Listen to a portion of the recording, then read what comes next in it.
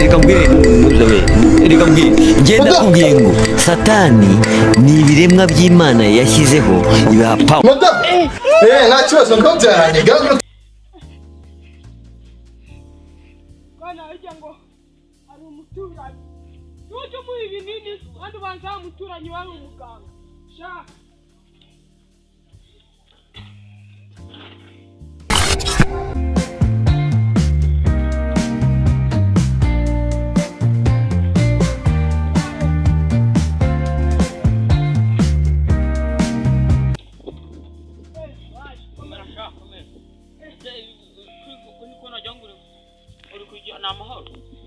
amahoro se yahe ko bangubise none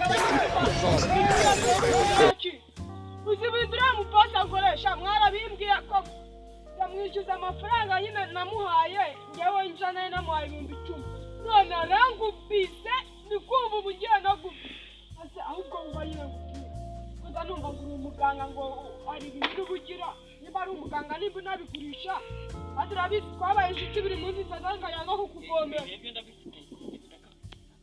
ukari nyine ukakari gatuma umuntu ajya washaka kubikora cyane nyine ujya kwituba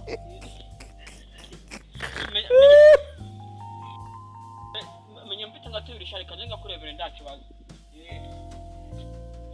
yana nagufite umufuka genda umuhe kano kanini karaje tukora niba uri kumva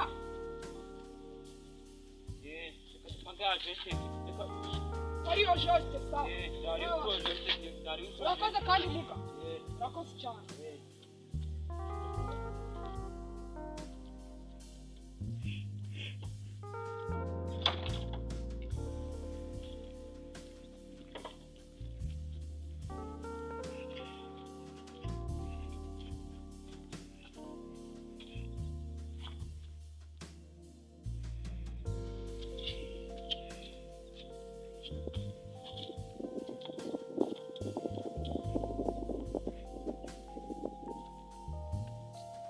abikoresha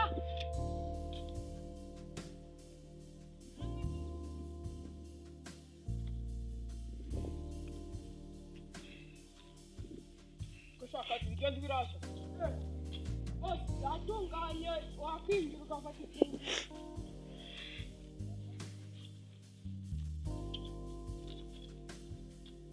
Reka mbwire ngenda kubwiye ngo satani ni ibiremwa by'Imana yashyizeho ibiha power.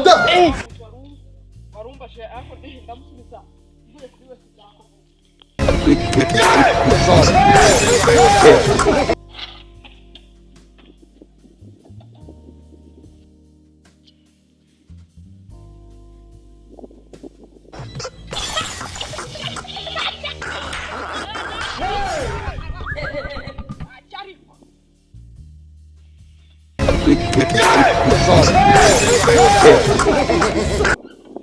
Wewe urindira umurosi yagiye kwavuga ngowe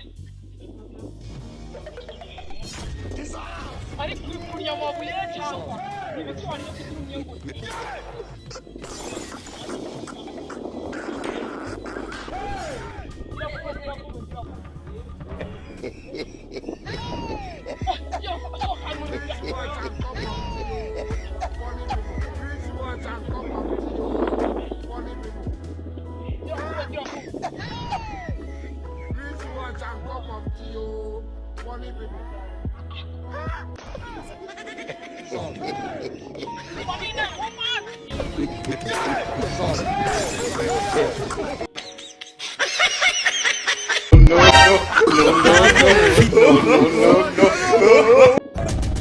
Imafuna mavuto ndawuzose.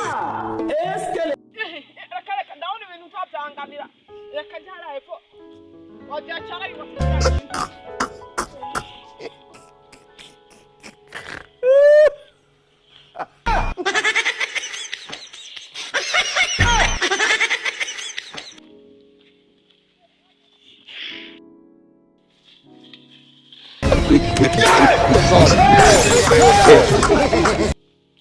akawiri kwa bosi mubi cyo kigaba wewe niba diakoni bosi Ai, que bintu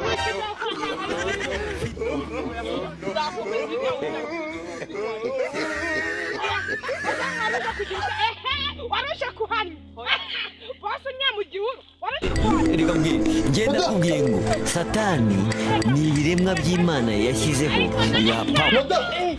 nta kibazo. Agenda umuntu agiye kureza ibimuzanye ndari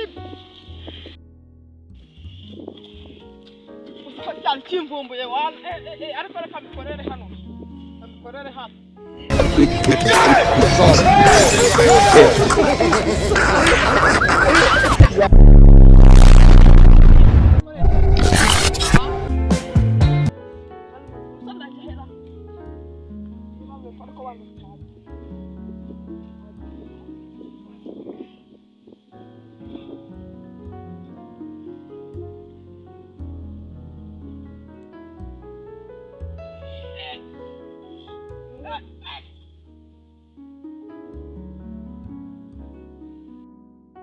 cyawe nushaka abo zarangiza kunyara kuko nicyo gihano cyawe sha wagize ngo urangiza kunyara ariko nushaka ufasha